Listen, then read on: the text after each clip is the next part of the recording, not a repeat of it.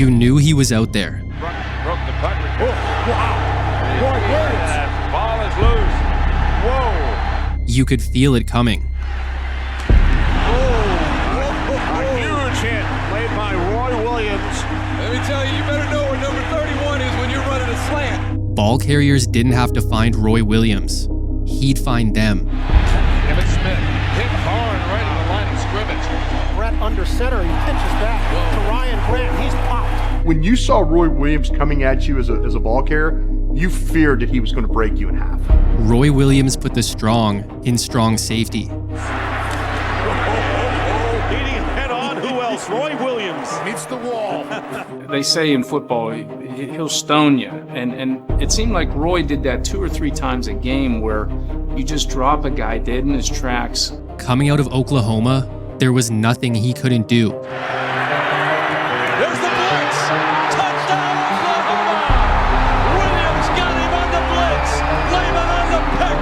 OU is going to win it again. The nation's top defender, the third award winner, the Bronco Nagurski Award winner, and the 2-time first-team All-American makes another play. In Dallas, he became one of the hardest hitters the NFL has ever seen. Like, and I told him, I said, dude, I'm going to F you up. Gained by Barber in the pass off the hands of Toomer, and he was clobbered by Roy Williams right at the sideline, and Toomer is down. I mean, when he hits you, everything is going to be flying, including the ball. Absolutely the hardest hitter I've ever seen. He was a game changer at the position. I'm talking MVP status, like defensive MVP guy. He played within the rules until he forced the rules to change. And he's dragged down from behind. That'll be a horse collar and 15 yards on the end of it. The very guy who they put the rule in.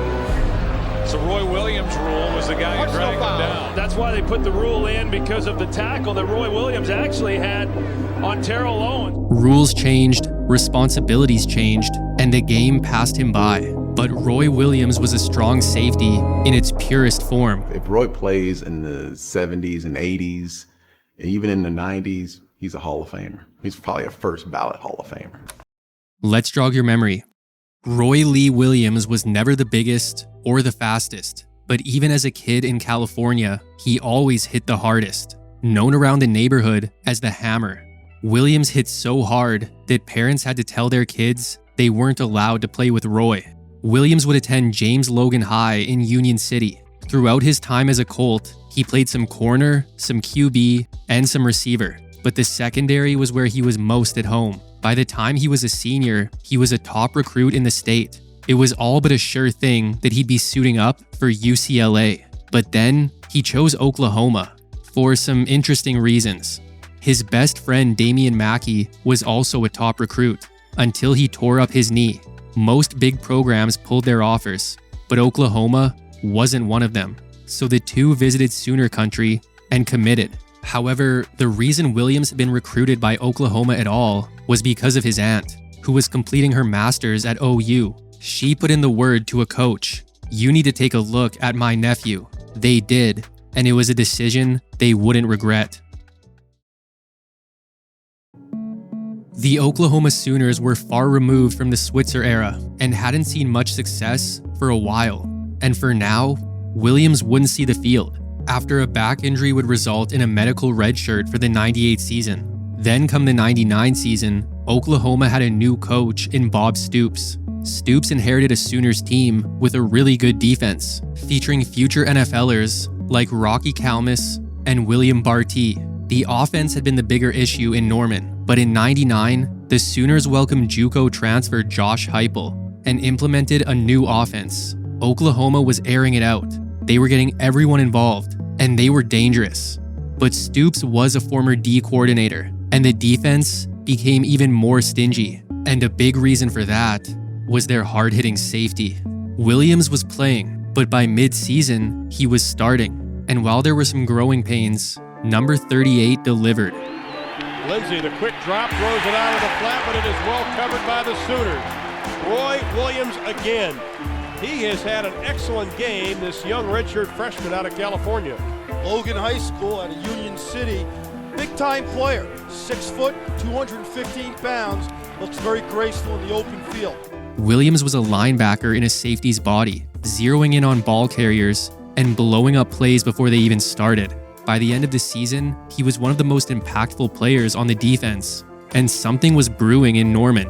Oklahoma only finished at 7-4, but they were better than that. They gave up leads and had trouble finishing games. Yet when they did win, they won big, like in late October when they routed a 13th-ranked Texas A&M team, and their 7 wins got them a spot in the Independence Bowl versus Ole Miss. Williams had a good game and made some big tackles, but Oklahoma had fallen behind early, and even though they erased a halftime deficit, Ole Miss won it on the final play. So not the best season, but trending in the right direction. And with a new millennium inbound, Roy Williams and the Oklahoma Sooners were about to make a statement. You couldn't look at the 2000 Sooners and not think contender. Josh Heupel was back for his senior year, spreading the ball all over the field as an All-American Heisman finalist, and sophomore Quentin Griffin gave them a real weapon out of the backfield. The offense was balanced, top 10 in the nation, and the same went for the defense. Rocky Kalmus and Torrance Marshall were as good as it gets at linebacker, and now Roy Williams was one of the defensive leaders, a member of a young yet dangerous secondary. Bar T was gone, but redshirt freshman Derek Strait helped fill the void.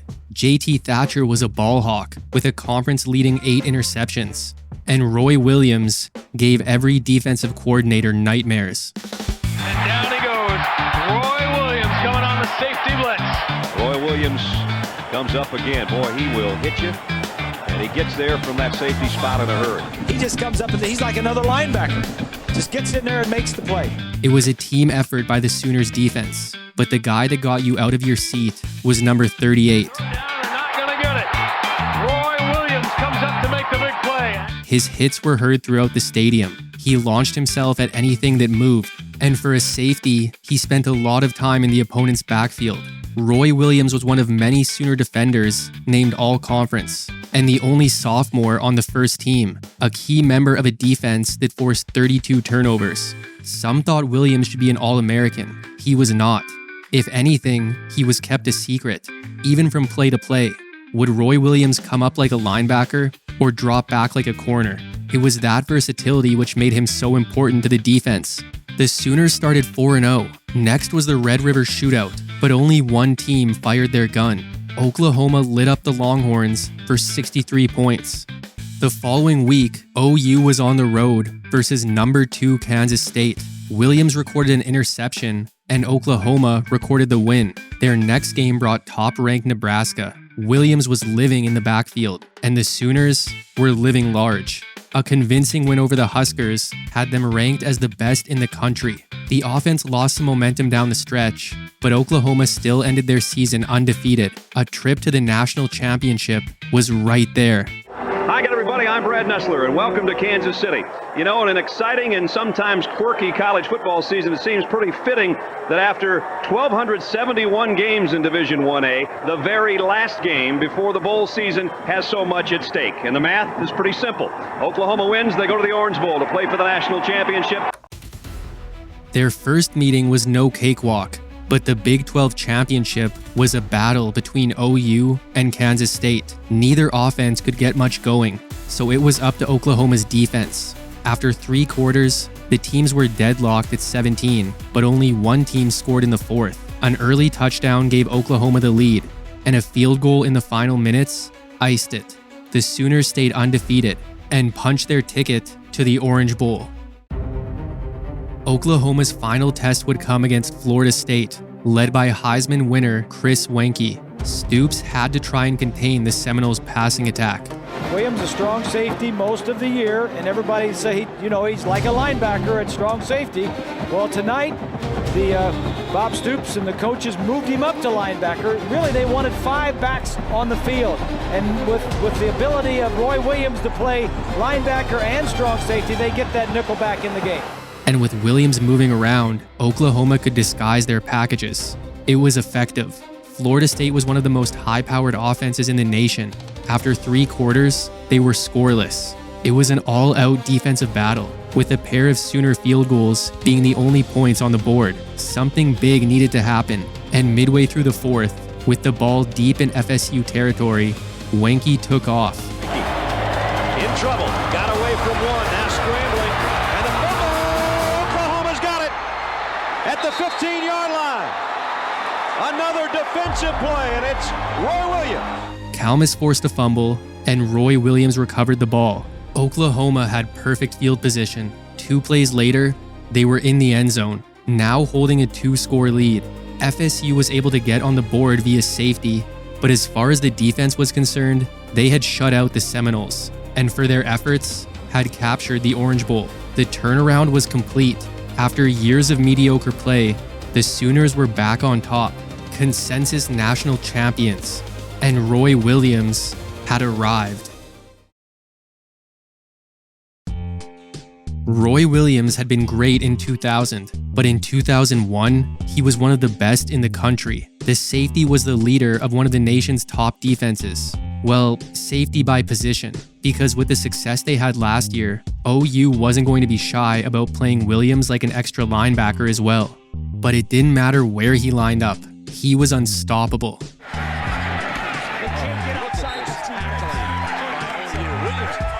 Williams has been the most impressive tackler on the field today. Well, no one has gotten away from number 38. No, he's a monster, and he's really playing a monster back. For the first down, Bell with a nice pill route, and then pays Roy Williams, lays him out. He pops back up, but did Williams ever set him up? Roy Williams was a disruptor every Saturday. He could single-handedly ruin the opponent's game plan, and he never turned it off. He'd even screw up his own offense in practice. Roy Williams added a dimension no other defense had, and he was putting up some monster stat lines. Yet the D would have been pretty good, even without Williams, returning most of their top players in 01, and featuring a much improved rush defense with true freshman Tommy Harris. Offensively, they looked pretty similar too, except for at QB. Heupel was graduated, so Nate Hibble took over. But Hibble was no Heupel. Sophomore Jason White got some play too. Yet while both had their moments, they had their struggles as well. So the defense had to bail out the offense a lot. And in the Red River shootout, Roy Williams took matters into his own hands. The 3, they got 206 to work with. There's the blitz! Touchdown Oklahoma! Williams got him on the blitz! Lehman on the pick! OU is gonna win it again! There were 2 minutes left in the fourth. Texas had the ball inside their own 5, trailing 7-3. A blitzing Roy Williams came flying in. The blocker went low, and Roy Williams went over. He hit QB Chris Sims and deflected a pass right into the hands of Teddy Lehman. Touchdown Sooners. It was insurance, but it wasn't over. Texas could still make something happen. Williams put a pin in that. First down. Here's Chris. Middle intercepted Williams. There he is again. Oh, baby.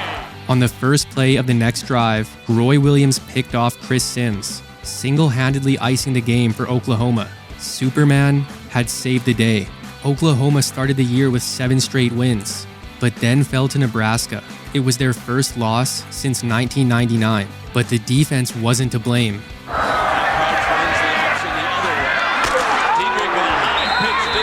Chance, and guess who made that hit? Roy Williams, number 38.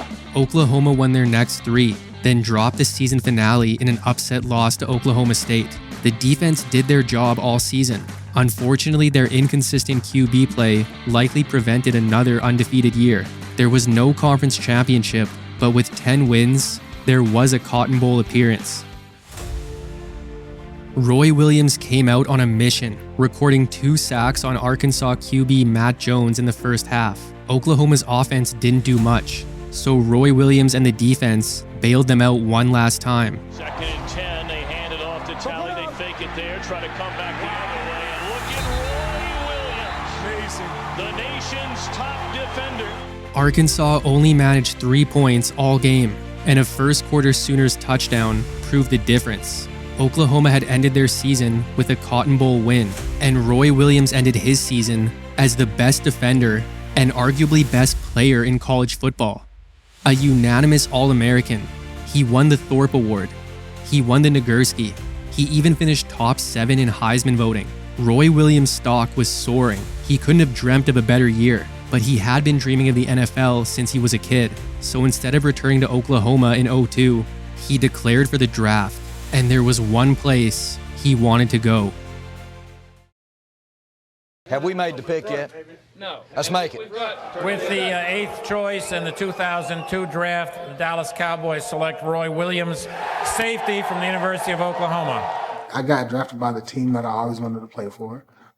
I literally was a kid living out a dream, and I was just like, this is amazing. You know what I mean? I just had fun. Roy Williams got his wish, a top 10 pick going to America's team. However, Dallas was a few years removed from their glory days of the 90s and were coming off back-to-back 5-win seasons. They still had some standouts from the Dynasty years, like running back Emmitt Smith, but he was slowing down, and the offense as a whole was far from intimidating. The defense, on the other hand, was a lot more respectable. They had a good linebacking core and had made one of the biggest moves of the offseason, bringing in all-pro defensive tackle Leroy Glover. And the secondary was led by another member of the dynasty, in Darren Woodson. Still very effective, but like Smith, he was aging. The veteran liked what he saw in the rookie. However, Woodson played strong safety, the same position as Williams. Initially, there was belief Woodson would move to free safety, but he stayed in his spot. Williams became the free safety instead. Yet similar to at Oklahoma, he was free safety by position only, with Dallas planning to have him spend a lot of time close to the line. And that was music to Woodson's ears. With Williams taking on run support duties, the 33-year-old Woodson could save his body. Another half-decade in the league wasn't out of the question. I can assure you of that. An incredible win for the Texans, a staggering loss for the Dallas Cowboys.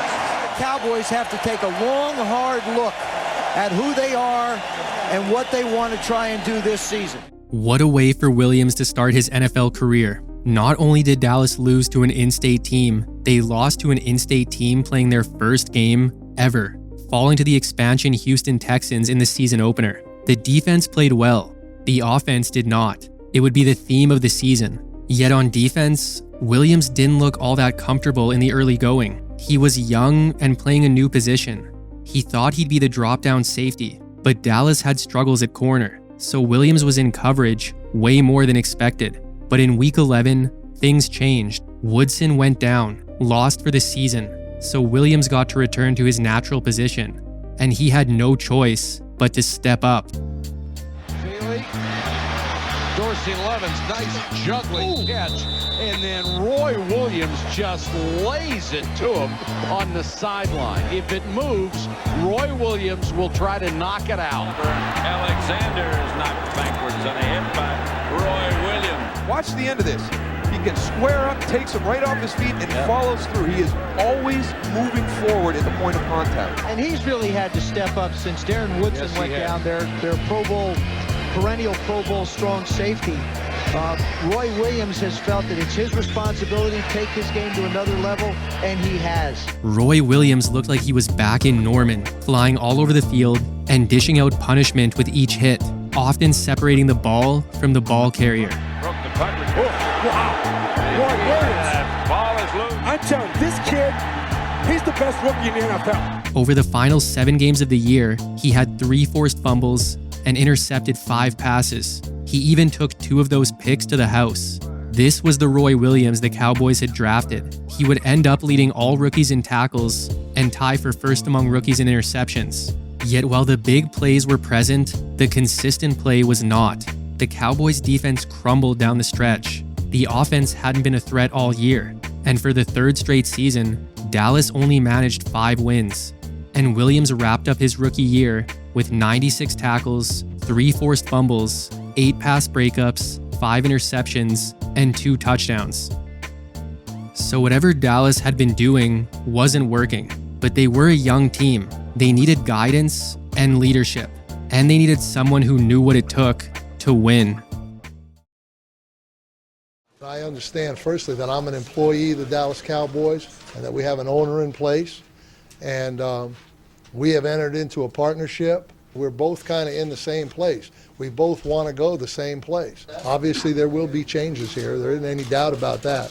When someone new comes in, there going to be differences. It's not going to be status quo. He's going to be a general, and then we're going to be his little troops, and we're going to follow him. Jerry Jones lured Bill Parcells out of retirement, a two-time Super Bowl champion. The players were ecstatic. However, Jones and Parcells wasted no time making big changes. Dallas was all in on their youth movement, so in late February, the NFL's all-time leading rusher was cut loose. Longtime backup Troy Hambrick took over and was solid. Dallas also rolled out a good receiving tandem with speedster Joey Galloway and new acquisition Terry Glenn. And with quarterback Quincy Carter having the best year of his career, the Cowboys' offense was a little less stagnant, but where Dallas shined was on the defensive side of the ball. They got Pro Bowl seasons from linebackers Dexter Coakley and Dat Wynn. They addressed their coverage issues with rookie corner Terrence Newman. And a healthy Woodson was invaluable at safety. Having him back there all season allowed Williams to play his game and gave the Cowboys an elite last line of defense. Airs it out. Picked off. Darren Woodson. Wait, with time. This is what Roy Williams does best. He's a sure tackler out in the field, but he brings a pack of dynamite when he hits a receiver. Wait. Can't convert. Freddie Jones had it, but once again, there's Roy Williams and Darren Woodson. Those are the best two safeties in the league. The best tandem is Roy Williams and Darren Woodson. They will change the receivers' minds about going in the middle of the field. Oh, yes. Roy was really aggressive, and it was always attack. And I think the one thing that I brought to him, and maybe what Zimmer brought to him, was patience. Roy Williams, the playmaker, was back. He had the freedom to come up and deliver punishment or catch a receiver across the middle. It seemed like every game would bring a highlight reel hit. 2 yards, and here is Palmer getting in trouble, and down he goes. And it's Roy Williams, slowly becoming one of the great impact defenders in the entire league. Roy Williams had some of the most memorable plays of his career this season. Early in the year, he delivered a helmet-to-helmet hit on the Giants' Amani Toomer. When the two met again in Week 16, there was some bad blood, and the two were jawing. Williams then gave Toomer a little extra after the whistle, and Toomer got in his face. And I told him, I said, dude, I'm gonna F you up. 3-yard gain by Barber in the pass off the hands of Toomer, and he was clobbered by Roy Williams right at the sideline, and Toomer is down. It was beautiful, man. It was one of the best hits. It's probably the best hit that I've ever seen. Roy Williams would start it, then end it. That's what he had been doing all season, setting the tone with his hits. And Williams' aggression wasn't limited to bitter rivals. Former teammates weren't safe either. Emmitt Smith hit hard right on the line of scrimmage. Roy Williams. It was just his second year in the league, but Roy Williams was feared. His teammates saw him every day in practice, yet the impact and violence of his hits was still hard to believe. And Roy Williams wasn't even hitting because he had to. It was because he wanted to. Even on the offensive, he'd pass up a path to the end zone just to make some contact. But Roy Williams was just one piece of a surprisingly dominant defense. Parcells had turned things around. Conservative play went out the window. The big tuna took risks and got rewards. Williams didn't record nearly as many tackles as last year, but it's hard to rack them up when you're ending opponents' drives early. No one allowed fewer yards than the Cowboys, and that meant fewer points. With Dallas finishing second in that category, the offense still left a lot to be desired, but they were improved, and so were the Dallas Cowboys. After a season-opening loss, they won 5 straight. A win in the second-last game of the year gave them their first 10-win season since 1998, and after a 3-year hiatus, they were back in the playoffs, taking on Carolina in the wild card. Williams would have a solid playoff debut, recording 5 tackles and even forcing a fumble, but like he had all season, he struggled in coverage, and the defense that had carried Dallas all year allowed nearly 400 yards. The Cowboys fell behind early. An already stagnant offense then had to lean on the pass, and Dallas went down without much of a fight. So their season was over, but Roy Williams had been named a first-team All-Pro and Pro Bowler. And even in an exhibition All-Star game, Roy Williams couldn't turn it off. again, Manning to throw. And it's incomplete. And Roy Williams levels Todd Heap. So one final smack to let off some steam after their disappointing end to a great season, which saw Williams record 75 tackles, 2 forced fumbles, 9 pass breakups, and 2 interceptions. There were still some loose ends to tie up, but all in all, the Parcells era had gotten off to a great start. The defense didn't need to change, but there would be an overhaul on offense in hopes that 2004 could have the Cowboys recapturing their dynastic form. Over the offseason, the Cowboys had sent Joey Galloway to the Bucs. In return, they got former first overall pick Keyshawn Johnson, who already had some rapport with Parcells.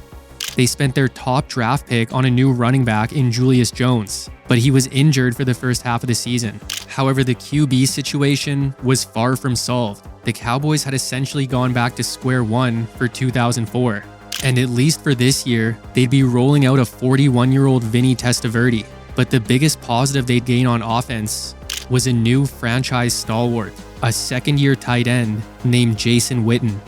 The defense was set to look pretty similar, but they got some awful news during training camp. Due to back surgery, Woodson would be sidelined for the entire season. It was the last thing the Cowboys secondary needed, after leading the league in PIs in 2003, and it especially didn't bode well for Williams.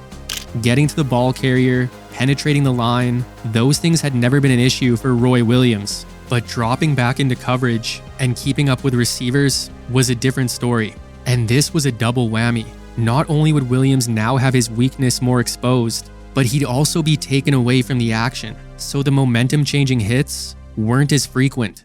But make no mistake, Roy Williams was still a great safety, one of the best defensive players in the league. The triplets were long gone, and with Dallas in search of some franchise players, Roy Williams had become the front-runner. But after just 1 week, it was clear this wasn't the Cowboys' defense of last season. They gave up 35 to Minnesota in the season opener. The secondary got torched, but Dallas won their next 2 and looked better going into the bye week. However, they came out of the bye and fell flat on their face, and the defense was to blame. Dallas was getting trampled every week, and their once aggressive defense was barely blitzing.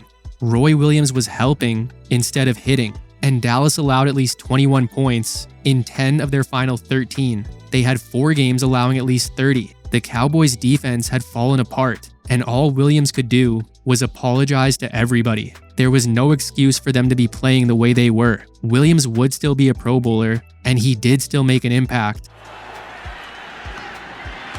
A huge hit. So Warner hands off to Tiki Barber, and Barber gets the Hasselbeck, sliding in the pocket, throws. Whoa, baby. But this hadn't been his best work, nor the Cowboys. They were supposed to be challenging for the division crown, but in just a year's time, they were back at the bottom, turning in a 6-win season, as Williams ended his year with 95 tackles, 10 pass breakups, 2 interceptions, and a forced fumble. Dallas would need to regroup for 05, and they needed to make some changes to make sure their star safety could be his most effective. However, the league had also made some changes that looked like they would do the opposite. Roy Williams was a hard hitter, no question. Many outside of Dallas would also call him a dirty hitter. He had already been fined on multiple occasions for some helmet-on-helmet hits. But there was one tackle that had become synonymous with Roy Williams. It was common for Williams to resort to the horse collar. Sure, it was a guaranteed tackle, but it was a near guaranteed injury as well. You'll always hear about Terrell Owens playing on a broken leg in the Super Bowl, but that injury was caused by a Roy Williams horse collar. Williams covering, and now he's slowly getting up and running, trying to run and shake it off, I guess, as he runs off the field. Well, I tell you, Andy Reid he's got to be standing over there going, don't let this happen. And he wasn't the only guy that Williams had injured via horse collar in 04, but it was the main reason for the NFL cracking down on it after the season. A change that became unofficially known as the Roy Williams rule. It was one of those things with Roy Williams, by any means necessary. And he'd always say that, hey, by any means, get him on the ground. However you do it, get him on the ground. And that's the way he's always played the game. And all of a sudden, it just went, no, you can't play it that way anymore. So let's see how Williams and the Cowboys would adjust in 05. Bill Parcells had won 2 Super Bowls with the New York Giants. During that time, the Giants ran a 3-4 defense, but in Dallas, they had been playing a 4-3. So Parcells decided to make the switch. Starting this season, the Cowboys would be a 3-4 defense, but you need the right personnel. The Cowboys had 2 first-round picks. In New York, Parcells had a guy named Lawrence Taylor. He knew he needed someone like that in Dallas. So with their first pick, the Cowboys took DeMarcus Ware out of Troy. Later in the first round, they scooped up defensive end Marcus Spears. Then all the way in the 7th, they got a steal when they took defensive tackle Jay Ratliff. These were the pieces the defense needed, but they didn't forget about the secondary. Again, there'd be no Woodson. The Cowboys legend had called it a career, so they needed some better coverage men. And they got one in former interceptions leader Anthony Henry. And now with a better secondary and a new scheme, after 3 years at free safety, Roy Williams was back to where he liked to be, officially listed as strong safety, playing closer to the line and providing the run support and bone-crushing hits that had become his calling card. It's less than 1 giveaway a game, though. They have given one to the Cowboys here. That's Mike Anderson, and he is ramrodded by Roy Williams. His 3 forced fumbles would tie a career high. And Brandon Jacobs, the 260-pound running back, the rookie from Southern Illinois, gets the call and fumbles at the 1-yard line. I mean, when he hits you, everything is going to be flying, including the ball. And Williams made his 3rd consecutive Pro Bowl. But old habits die hard. You know, this is one thing on that tackle. People at home are saying, wait a minute, that's that horse collar thing. They didn't call it. And Roy Williams does not pull him backwards into him. And if you don't do that, it is not the horse collar. So Williams was still using the horse collar, but there were ways around it for now. And overall, Roy Williams looked to be returning to his playmaking ways. And the offense looked better too, as Dallas took a 5-3 record into the bye week. They won their next 2 after that and looked poised for a return to the playoffs. But down the stretch, things fell apart. The pass defense held up much better than years prior. However, now they couldn't stop the run, and the offense couldn't take care of the ball. Dallas won just 2 of their final 6, and their playoff window had shut before their final game. As Williams' year ended with him totaling 84 tackles, 3 forced fumbles, 10 pass breakups, 3 interceptions, and a touchdown. So Roy Williams looked more like himself in 05, but he didn't exactly look better, specifically on passing downs. Although he was back at strong safety, he still had coverage responsibilities, and his struggles to prevent the pass continued. Roy Williams was an old-school smash-mouth safety, but the game was changing, and you couldn't be one-dimensional. And then questions arose. Did he really care about coverage, or did he just want to hit? Maybe he was more suited for linebacker, but at about 225 pounds and playing in the 2000s, he was too small. So safety is where he'd stay, and it looked like he'd be there for a while, after signing an extension set to keep him in Dallas for another 4 years. There was still some defensive turnover due to age, but Dallas looked like they could again be a strong unit in 06. And offensively, there were high hopes. Dallas brought in the game breaker they needed. T.O. had the star on his helmet, and initially he had veteran Drew Bledsoe throwing him the ball, until Bledsoe was benched. Parcells gave a 3rd-year backup a chance, and all of a sudden, the offense had life. Tony Romo and Owens did damage. So did Romo and Terry Glenn. And with the backfield tandem of Julius Jones and Marion Barber, the Cowboys' offense was lethal, but they had to be with the way the defense was playing. Roy Williams was a run support guy, and Dallas had a good rush defense, but he just couldn't keep up in coverage. Williams had quieted some critics with an INT in each of his first 2 games, but his biggest issue was consistency. He put up career highs in pass breakups and interceptions. He was a Pro Bowler for the 4th straight year. There was no doubt he could make the big play, but he gave them up as well. Roy Williams was an in-the-box hitter, not a coverage safety. Yet every year, that was the role he was forced into. Dallas needed a Darren Woodson, but they didn't even have a consistent starter alongside Williams. And last year looked like an outlier. Defensive lapses plagued the Cowboys all year. Once again, a team that receivers looked forward to playing, and their defense looked their worst down the stretch. But the beginning of the Romo era saved their season. They were struggling by season's end, but they still went 6-4 after Romo took over. They again finished at 9-7, yet this time, it was just enough for the playoffs. The Cowboys would be heading to Seattle for the wild card. Meanwhile, here's Gramatica. Romo holds. 19-yard field goal attempt. Oh, it is fumbled by Romo, and then Romo's going to run to the end zone, and he's going to get tackled by Jordan Babineau. We all know it. The botched hold, the mad scramble, and the shoestring tackle. Dallas didn't have a great game, and Roy Williams was up and down. A toe tap interception gave Dallas the ball late. Then later, Jeremy Stevens got behind the defense for the go-ahead touchdown. All things considered, Dallas had still been in a position to win. If Romo could have handled it clean, they were likely heading to the divisional, but instead, they were heading back to Dallas to make their offseason plans. As Williams wrapped up his year with 63 tackles, 14 pass breakups, 5 interceptions, and 2 fumble recoveries. Just weeks after the playoff loss, the Parcells era came to an end, the legendary coach wrapping up his not-so-legendary stint in Dallas by announcing his retirement. And Jerry Jones took this opportunity to go full coaching overhaul, but the new man leading the team would be Wade Phillips, a defensive mastermind who vowed to use Williams more like the Heisman candidate he had been at Oklahoma. Williams was ready to prove the critics wrong and showed his commitment by reporting to camp 26 pounds lighter. So would 2007 be the rebirth of Roy Williams? 5 weeks into the season, and the Cowboys were undefeated. It wasn't just the defense. The whole team looked better. Tony Romo looked every part of a franchise QB. He had his dynamic number 1 on the outside in Owens, and the security blanket that every QB needs in Jason Witten. And just to make things a little sweeter, Marion Barber turned in the first Pro Bowl season from a Cowboys running back since Emmitt Smith. So the offense was the star of the show, but under Phillips, the defense was looking a lot better. Roy Williams wasn't locking anyone up, but Jerry Jones addressed it.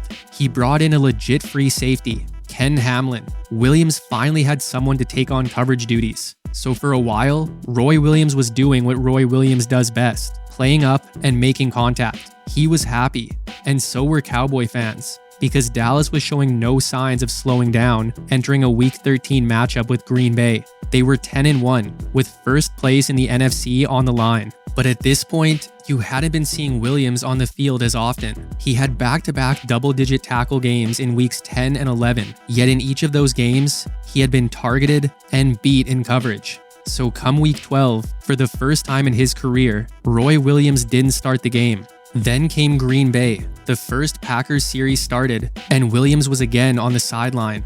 Phillips did what he had to do. The secondary had some great coverage guys. Phillips wanted to keep it that way, so he kept Williams off the field more than ever. When offenses showed pass, Williams came to the sideline. But in short yardage, number 31 made sure no one forgot about him. To Ryan Grant, he's popped. Roy Williams. Oh my goodness. I think Roy Williams is a little frustrated by the fact that he has not been playing quite as much as he would like. Dallas would get the win over Green Bay. They were first place in the NFC. Williams started the following week, but he only played 3 of their final 4, serving his first horse collar related suspension after a hit on Donovan McNabb, which was another ongoing issue for Williams. The league continued to crack down on the horse collars. Williams was penalized more than ever. But hey, at least Donovan McNabb came to his defense. He was never trying to hurt anybody. He was just an aggressive football player. But the media was a lot less forgiving, and it became much clearer that Roy Williams played a style of football that the league was ready to move on from. Yet even with his struggles and his diminishing role, Williams was a Pro Bowl alternate, marking his 5th straight appearance. And he was the Cowboys' second leading tackler. Dallas finished with 13 wins, their most since 1992, their first division title in a decade, and the best record in the NFC, heavily favored going into a divisional round matchup with the Giants. This was the best team Roy Williams had ever played on, but he was non-existent in the divisional, recording just a single tackle. But still, Dallas had averaged nearly 40 points against New York in their 2 regular season meetings. This should be no different, but it was. Dallas set the tone on the ground, but they couldn't finish drives. Careless penalties were backbreakers. The Giants gained momentum with a huge early touchdown, and they neutralized the Cowboys' passing attack, and a last-second Romo interception sealed their fate. Dallas had let a golden chance for another ring slip away, but Williams' regular season had seen him rack up 92 tackles, 5 pass breakups, 2 interceptions, and a fumble recovery. So 2007 was not the rebirth of Roy Williams, and according to teammate Greg Ellis, he just didn't feel comfortable. Reportedly before the 07 season started, Williams had told Ellis the 3-4 just doesn't suit him, and in his defense, he had seen his most success over his first few years, when Dallas played a 4-3. For 2008, they'd still be running a 3-4, but Dallas did bring back Dave Campo. He was head coach during Williams' standout rookie year. Now he was DB's coach, and assignment number 1 was finding Roy Williams, because honestly, he hadn't looked like Roy Williams for a while. He was supposed to be their game breaker, yet he hadn't forced a fumble or recorded a sack since 2005, but maybe he had to go back to his roots. So for 2008, Roy Williams would be wearing 38, his number at Oklahoma. For him, the 8 symbolized a new beginning, and that was something he really needed.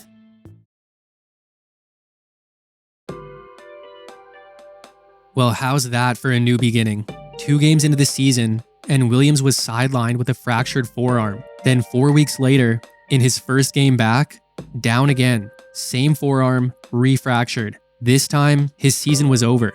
The new beginning lasting just 3 games, and only seeing Williams record 5 total tackles. It was supposed to be Williams' chance to prove he still had it, but the injury prevented it. And the NFL is a business. The Cowboys couldn't justify his big contract anymore. Come the offseason, Williams was on the trading block, but Dallas wasn't getting any offers. So in early March, the safety was set free.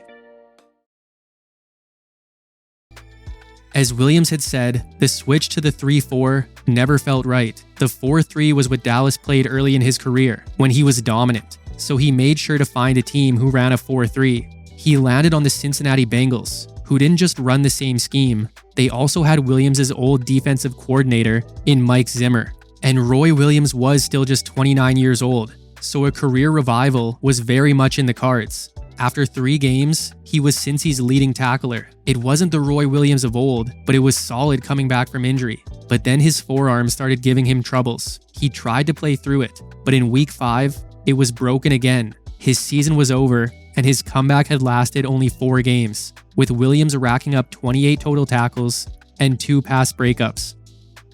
The Bengals couldn't afford to lose a safety, so they brought back Williams for another year. But after 2 years lost to injury, 2010 wasn't about recapturing old form as much as it was about being out there every Sunday. Williams remained the starting strong safety and continued his solid play over the first 4 weeks. Then a knee sprain shut him down.